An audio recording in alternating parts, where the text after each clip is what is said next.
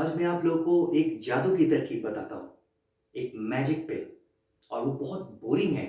वो शब्द जो है वो शास्त्रों में भी लिखा है, वो साइंस भी उसी को मानता है। बहुत बोरिंग वर्ड है, लेकिन मैं उस बोरिंग ट्रुथ को एक एक्सपीरियंशियल वे में इंटरेस्टिंग तरीके से मैं आपको समझाऊँगा। वो बोरिंग वर्ड का नाम है जिससे मैं कह रहा हूँ कि एक जादू की तरकीब। आप कुछ भी सीख सकते हैं, कोई भी नई कला, कोई भी नई बात आप सीख सकते हैं उस चीज़ से। उसका नाम है कंटिन्यूअस लर्निंग। मैल्कम ग्लैडवेल ने आउटलायर्स नाम की बहुत फेमस बेस्ट सेलिंग बुक लिखी है। उसमें उन्होंने लिखा है, एक बहुत इंटरेस्टिंग डिबेट उन्होंने कहा है, जनरलिस्ट वर्सेस स्पेशलिस्ट की बात की उन्होंने। और उन्होंने कहा है कि अगर कोई व्यक्ति, कोई इंसान 10,000 आवर्स किसी भी डिसिप्लिन में, नए डिसिप्लिन में अगर डिवोट करता है, तो वो जर्नलिस्ट जो है वो उस विषय में स्पेशलिस्ट हो जाता है। ये एक जादू है। कोई बिल्कुल एक नई चीज़ जो आप नहीं जानते हैं, बिल्कुल एक नया प्रोफ़ेशन जिसके बारे में आपको कोई जानकारी नहीं है, आप 10,000 आवर्स अगर उसमें दे सके, तो वो कह रहे हैं कि it transforms you into a specialist. आप जर्नलिस्ट थे, आपको नहीं जा पता था उतना, और आप उसमें स्पेशलिस्ट हो सकते हैं। ये बहुत पॉपुलर 10,000 आवर्स रूल उनका बहुत फेमस हुआ है। और यहाँ पे मैं आपको बताता हूँ कि कैसे कंटिन्यूअस लर्निंग इस सीक्रेट से एक जादू होता है जीवन में। जादू दरअसल विज्ञान ही है। मैं कह रहा हूँ कि ये साइंटिफिकली भी ये है, शास्त्रों में भी ये बात कही गई है। अभ्यास, अभ्यास और साइंस में भी वही है, प्रैक्टिस। तो ये जादू है क्या? जो अ, जादू अ, जो जो जो विज्ञान दरअसल पकड़ में नहीं आता है, हम उसे जादू कह देते हैं। और जो जादू पकड़ में आ जाता है, हम उसे विज्ञान कह देते हैं। तो है बस एक ही चीज़। और दुनिया में सभी बड़े से बड़े जो भी अ, टारगेट्स हैं, गोल्स हैं इंसान के, उसको क्रैक करने के लिए यही जादू काम आता है, कंटिन्यूअस लर्निंग। ये हम सब जानते हैं इस चीज़ को, सीखा है हम लोगों ने, सुना है, लेकिन मानते नहीं। इसीलिए इस बोरिंग ट्रुथ को एक इंटरेस्टिंग वे में समझाने के लिए मैं अपना उदाहरण आपको देता हूँ। कुछ साल पहले मैं स्विमिंग सीखने की कोशिश कर रहा था बैंगलोर में। मैं एक ऐसा इंसान हूँ जिसे पानी से बहुत डर लगता था, फ़ोबिया था। लेकिन मुझे सीखना था, तैरना, स्विमिंग मुझे सीखना था, क्योंकि मुझे इस तरह से पानी से डरना नहीं है। और सच्चाई ये है कि मुझे पानी, वाटर बॉडीज़ के सामने जाने से भी डर लगता है, मैं स्विमिंग सीखूँ कैसे? तो जब स्विमिंग पूल में मैं फर्स्ट टाइम गया, तो कोई है नहीं स्विमिंग पूल में, तो मुझे तो बहुत डर लगा और मैं वापस आ गया। मैं पानी के वेव्स को देखकर भागा। एक होता है कुछ-कुछ लोगों को अलग-अलग चीज़ों से फ़ोबिया होती है, मतलब एक रिपेल करता है कुछ, किसी को हाइट से वो प्रॉब्लम होता है, किसी को कुछ जंगली जानवर से होता है, कैट्स-वैट्स से होता है, किसी को वाटर वाटर से होता है, अलग-अलग चीज़ों से होता है। तो उस वक़्त मुझे था, और मुझे एक, मेरे अंदर ये एक भावना थी कि मुझे इस डर को निकालना है। कुछ भी हो जाए, मुझे ये डर के नहीं जीना है कि पानी में मैं तैर नहीं सकता, नहीं। अगर कभी ऐसा जैसे मैं सपने में कभी देखता हूँ कि मैं पानी में गिर गया, तो मैं तैर के बाहर आ सकूँ, इतना मुझे आना चाहिए। तो मैंने एक कंटिन्यूअस लर्निंग इसी चीज़ को इसका सहारा लिया। फर्स्ट डे मुझे तैरना बिल्कुल नहीं आता, मुझे टेक्निक्स मेरे एक फ्रेंड सिखा कर गए, ऐसे करो, वैसे करो। मुझे कुछ समझ में नहीं आया कि, क्योंकि मैं जैसे ही अपने हाथ को छोड़ता हूँ, मैं डूबने लगता हूँ।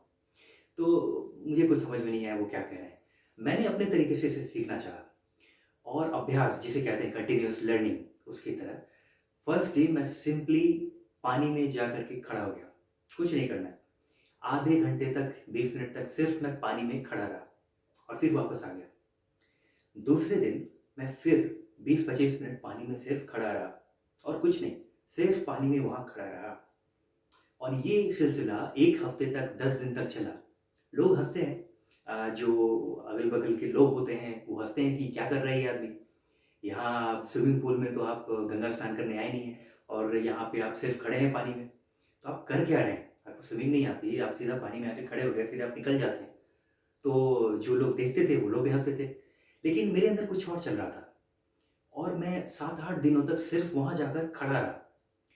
और 8वें दिन, 9वें दिन, अचानक एक दिन मुझे ऐसा लगा कि मैं जो खड़ा हूँ, धीरे-धीरे, धीरे मेरे हाथ अपने आप कुछ मूवमेंट्स कर रहे हैं। अब ये जादू हुआ, लेकिन ये जादू है नहीं, मैं वही बोलने की कोशिश कर रहा हूँ। ये जो मेरी डेली जो मैंने टाइम इन्वेस्ट किया इसमें, जो मेरी एक एसोसिएशन थी वाटर के साथ, धीरे-धीरे किसी भी चीज़ में जब आप डूबते हैं, तो आपको भले ही वो आर्ट ना आता हो, लेकिन उस एसोसिएशन मात्र से ए लॉ ऑफ एक ये होता है, एसोसिएशन है कि आप जिस चीज़ पे आप सिर्फ़ एसोसिएट कर रहे हैं अपने आप को जिस चीज़ से एक्जिस्टेंस में, वो धीरे-धीरे आपके करीब आने लगता है। ऐसा नहीं है कि आप ही उसके करीब जाना चाह रहे हैं, वो भी बहुत कम मात्रा में हो। ग्रेविटेशन का एक रूल है फिज़िक्स में कि सिर्फ़ अर्थ ही आपको अट्रैक्ट नहीं करता, आप भी किसी सेलेस्टियल ऑब्जेक्ट को अट्रैक्ट करते हैं। फ़र्क इतना है कि वो जितना larger the mass, larger the gravitation, तो उसका मास इतना बड़ा है कि उसका ग्रेविटेशन आपको दिखता है और दूसरा जो छोटा ऑब्जेक्ट है, उसका मास बिल्कुल इनसिग्निफिकेंट है, वो नहीं दिखता है। तो कहने का मतलब है कि जिस चीज़ को आप एसोसिएट कर रहे हैं, वो भी किसी न किसी तरीके से आपको पुल करता है।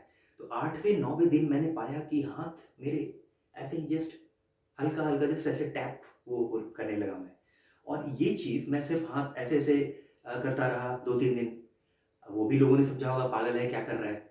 इस तरह से मैंने इसे खींचा इस दौर को।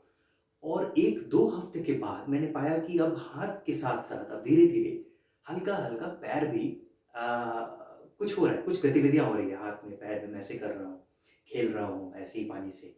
और करीब 2-3 हफ्तों के बाद ऐसा हुआ कि मैं एट लीस्ट फ्लोट धीरे-धीरे करने लगा, जो मेरे लिए असंभव सी बात थी। मेरे दोस्त बताते थे बहुत सिंपल है, ऐसे करो स्ट्रीमलाइन, हाथ ऐसे करो, पैर ऐसे करो, मुझे होता नहीं था। लेकिन जस्ट बिकॉज़ मैंने वो एसोसिएशन विथ वाटर धीरे-धीरे, धीरे-धीरे वो बढ़ाया, तो एक दिन अचानक मेरे हाथ और पैर जो हैं वो पानी में अचानक से एक एक एक स्ट्रीमलाइन बॉडी की तरह मेरे हाथ-पैर बिहेव करने लगे और मुझे लगा कि तो मैं फ्लोट कर सकता हूँ। और जब ये हो गया, वो मेरे लिए बहुत मैजिक का मोमेंट था। वो एक एक ऐसा लर्निंग लेसन था जो मैंने कभी भूला नहीं और मैं इसे हर इंटरव्यू में भी कहता हूँ और इसका फ़ायदा भी मिलता है क्योंकि इस बात में एक ट्रुथ है। तो आप भी अपने तरीके से इस कंटिन्यूअस लर्निंग, जो मैल्कम ग्लैडवेल की मैंने आपको बात कही आउटलायर्स में, जो 10,000 आवर कांसेप्ट है, मैं ये नहीं कह रहा, मैं उस डिबेट पे नहीं जा रहा हूँ।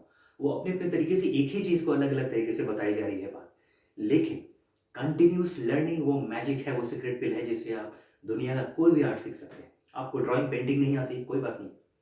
आप सिर्फ इतना करें कि आप पेंट ब्रश लेकर रोज़ 15 मिनट टाइम दें और कुछ भी अगड़म-बगड़म जिब्रिश बनाएँ, कुछ भी बनाएँ। आप कुछ सोचकर इमेजिन नहीं करें, लेकिन रोज़ आप 20 मिनट, आधा घंटा टाइम दें और आप देखेंगे 1 महीने में जादू होगा। और ये विज्ञान है, कोई जादू नहीं होगा, ये विज्ञान है, एक प्रैक्टिस का एक एक जैसा मैंने कहा कि लॉ ऑफ एसोसिएशन कहिए आप इसे, या फिर आप इसे अभ्यास कहिए, प्रैक्टिस कहिए, कंटीन्यूअस लर्निंग कहिए, 10,000 आवर गोल्डन रूल जो मैल्कम ग्लैडवेल कहते हैं वो कहिए, कुछ भी कहिए आप इसे। लेकिन ऐसा होता है और जब वो चीज़ मुझे और आज मैं तैर सकता हूँ और मैं बहुत अच्छा स्विम करता हूँ और मेरे जैसे इंसान के लिए स्विम करना, जितना अच्छा स्विमिंग आज मैं करता हूँ, ये अनथिंकेबल था क्योंकि मुझे वाटर से बहुत अजीब-सा एक इरिटेशन था, फ़ोबिया था। मैं जा भी नहीं सकता था। आज मैं बड़े मज़े के साथ तैरता हूँ और मैं एन्जॉय करता हूँ स्विमिंग को। तो एक ये लेसन जो मुझे मिला था, इसको मैंने अप्लाई किया फिर कहीं और। डांस करने का मेरा बचपन से एक शौक था, लेकिन मैं टेरिबल डांसर था, बहुत बिल्कुल ही मुझे कुछ भी नहीं आता था और मैं दूसरों को कभी देखता था डांस करते तो लगता था कि काश मेरी तो बहुत रिजिड बॉडी है, थोड़ी फ्लेक्सिबल बॉडी होती तो मैं भी ऐसे-ऐसे करता। लेकिन मैं बहुत शाय भी था और डांस तो हो नहीं सकता इस तरह से। तो मैंने क्या किया कि सिर्फ़ जब कोई घर में नहीं होते थे, मैं डोर बंद करके लाउड म्यूज़िक चला करके और मैं सिर्फ़ ऐसे हाथ-पैर रैंडम रैंडम हाथ-पैर ऐसे मैं भाजने की कोशिश करता था। और ये करते-करते 7-8 दिन के बाद मैंने देखा कि अचानक अचानक कुछ होता नहीं है, वो धीरे-धीरे ही होता है, कंटीन्यूअस लर्निंग से ही होता है, एसोसिएशन से होता है। लेकिन वो हुआ और शोल्डर्स अचानक टैप करने लगे एक दिन और मेरे हाथ, मेरे पैर ये अपने आप थिरकते हैं। अब ये कोई जादू नहीं होता, जैसा मैं कह रहा हूँ, ये भी विज्ञान है।